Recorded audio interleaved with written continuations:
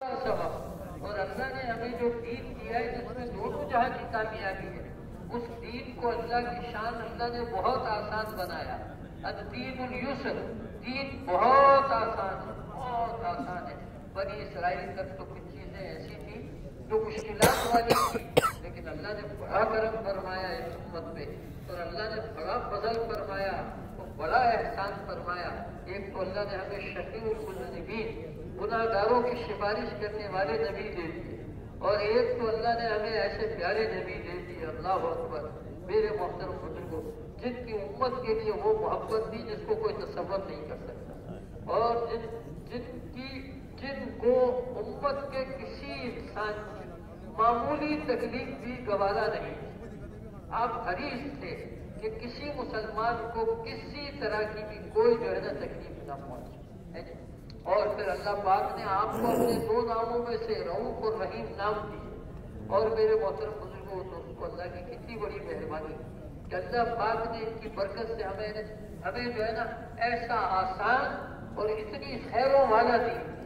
دوسرا کیا آتا ہے؟ الدین النصیحہ، دین خیر خائی۔ اس میں بڑے کے لیے بھی خیر خائی، اور چھوٹے کے لیے بھی خیر خائی، مرد کے لیے بھی خیر خائی، عورت کے لیے بھی خیر خائی، بچے کے لیے بھی خیر خائی، بڑے کے لیے بھی خیر خائی، باپ کے لیے بھی خیر خائی، بیٹے کے لیے بھی خیر خائی، ماں کے لیے بھی خیر خائی، دادی کے لیے بھی خیر خائی، نانی کے لیے بھی خیر خائی، پوتے نوازوں کے لیے، سب کے لیے خیر خائی۔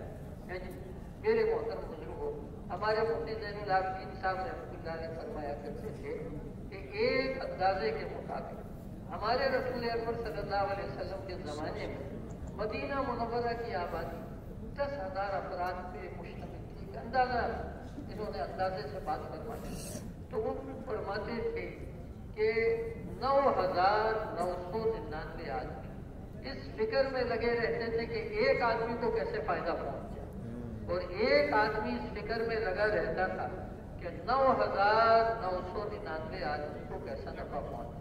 یہ دین کی برکت۔ آپ مجھے بتائیے، جہاں ایسا فضا ہو، جہاں ایسا ماحول ہو، وہاں کوئی بندہ دکھی ہو سکتا ہے؟ 10,000 میں سے 9,999 آدمی ایک آدمی کی زندگی بنانے میں لگے ہوئے ہوں، اور ایک آدمی اس فکر میں لگ رہا ہو کہ میری وجہ سے 9,999 آدمیوں کو کیسے فائدہ پہنچ جائے، تو ایسی فضا ماحول میں تو کوئی انسان دکھی نہیں ہو سکتا۔ تو ہمیں اللہ نے ایسی زندگی، اللہ نے ایسا بہترین ہمیں زندگی دیا، فطرت کے مطابق اللہ نے ہمیں زندگی دی۔ ایک آدمی کمائی کرنے کے لیے جاتا ہے، وہ مزدوری کرتا ہے، بڑے فرماتے ہیں شام کو اس کو مزدوری ملتی ہے، اور دوسری طرف اس کا پسینہ نکلتا ہے، اللہ پاک اس کے گناہ بھی معاف کرتے ہیں۔ ایک آدمی تجارت کرتا ہے، اس کی تجارت، میرے محترم بزرگوں، اس کو اگر یہ صادق ہے اور یہ امین ہے تو اس کی تجارت پتہ نہیں اس کو آخرت میں کتنا اونچا مقام ملے۔ اسی طریقے سے جو کھیتی لگاتا ہے، اب میرے محترم بزرگوں، اس کھیتی کو جانور کھائیں گے تو بھی صدقے کا ثواب ملے گا، کوئی اور اٹھا کے لے جائے گا تو بھی جس کی کھیتی تھی اس کو اجر و ثواب ملے گا۔ اور یہ میرے محترم بزرگوں، جو کھیتی ہے نا، یہ اللہ کی تسبیح بیان کرتی ہے، اور لگانے والے کو اس کا ثواب ملتا رہتا ہے۔ تو کیا اللہ نے ہمیں دین دیا ہے؟ ایک آدمی اپنے گھر پہ چلا جاتا ہے، اور میرے محترم بزرگوں، دوست اپنے گھر پہ جاتا ہے، کہتے ہیں کہ شوہر محبت کی نگاہ سے بیوی کو دیکھے اور بیوی محبت کی نگاہ سے شوہر کو دیکھے تو اللہ جل شانہ دونوں کو اپنی رحمت کی نگاہ سے۔ تو میرے محترم بزرگوں، یہ دین اللہ نے ہمیں ایسا دیا ہے، بھلا دین، جس میں خیریں ہی خیریں، جس میں بھلائی بھلائی، اور جس میں چین ہے، جس میں سکون ہے، جس میں اطمینان ہے۔ میرے محترم بزرگوں، یہ دین ہماری زندگی کا ہے، یہ ہماری تبلیغ کی محنت کا خلاصہ کیا ہے؟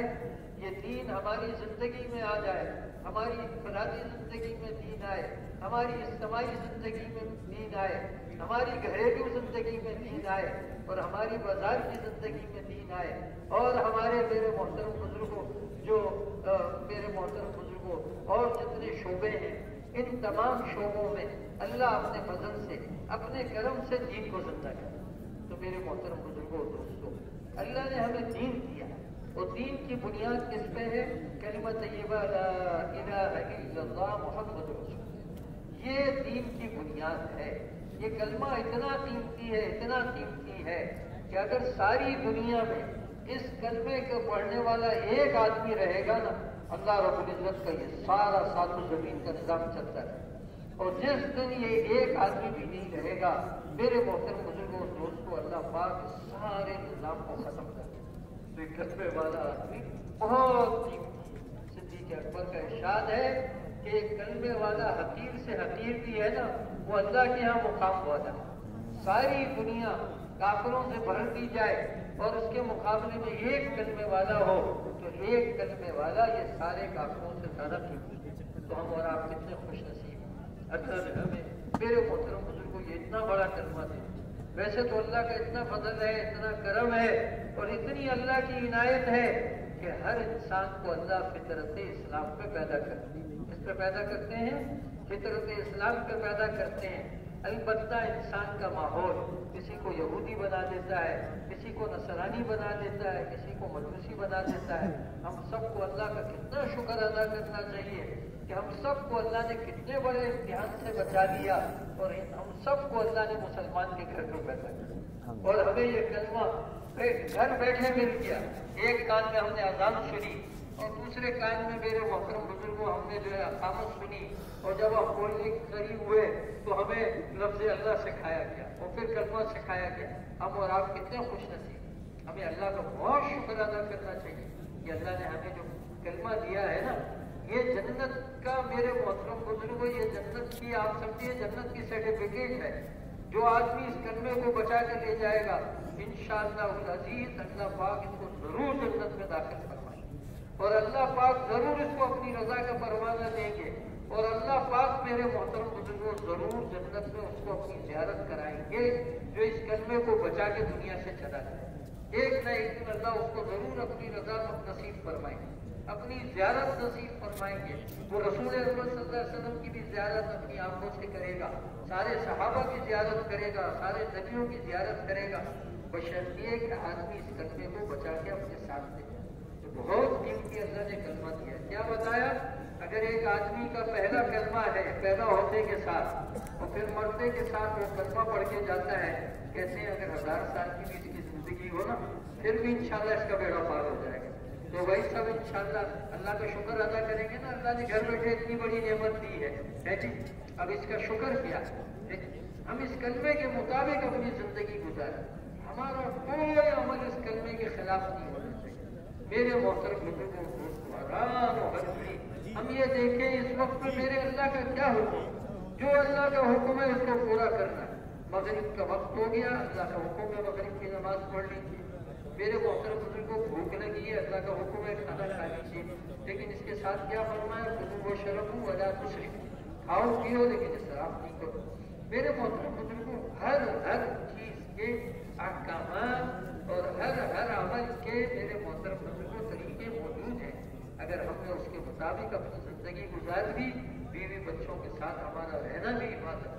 اللہ ہو نبی کرم اللہ وجل سے کسی نے پوچھا کہ بھائی تم کتنی دیر کی عبادت کرتے ہو؟ میں بھائی میرے دین میں تو 24 گھنٹے عبادت ہی عبادت ہے، ہر عمل میں عبادت ہے. گھر میں جانے میں بھی عبادت، گھر سے باہر نکلنے میں بھی عبادت. اب ایک آدمی صبح مسجد کی طرف چل دیتا ہے، باوضو ہو کے جاتا ہے، کیا کہتے ہیں؟ اس کی مثال ایسی ہے جیسا کہ احرام باندھ کے آدمی بیت اللہ کی طرف جاتا ہے. جس نے عشاء کی نماز جماعت کے ساتھ پڑھی اس کو آدھی رات کی عبادت کا ثواب ملا، اور جس نے فجر کی نماز عبادت کے ساتھ پڑھی اس کو بھی آدھی رات کا ثواب. اور جس نے فجر کی نماز جماعت کے ساتھ پڑھی تو کیا بتایا؟ یہ اللہ کے ذمہ ہو. کیا ہو گیا بھائی؟ اللہ کے ذمہ ہو گیا یہ. اسی طرح ہر نماز کے فضائل، من صلی الفرضین دخل الجنہ، جو آدمی 2 ٹھنڈی نمازیں پڑھ فجر اور عصر وہ جنت میں جائے گا. 2 ٹھنڈی نمازیں پڑھے گا وہ جنت میں جائے گا. اور جو 5 وقت کی نماز کا اہتمام کر لے گا اللہ پاک اس کو اپنی ذمہ داری پہ جنت میں داخل کرے گا. اور جو 5 وقت کی نماز کا اہتمام کرتا ہے میرے محترم بزرگوں اور دوستوں کہتے یہ ہیں کہ ملک الموت خود موت کے وقت اس کو کلمہ یاد ہے جی. اتنی بڑی اللہ کی نعمت. جو مسواک کر کے نماز پڑھتا ہے نا، کہتے ہیں مسواک کرنے کے 70 فائدے ہیں، اس میں سے ایک فائدہ یہ ہے کہ مسواک کرنے والے کو اللہ پاک جو ہے نا میرے محترم بزرگوں جو ہے نا اس کا خاتمہ ایمان پہ ہو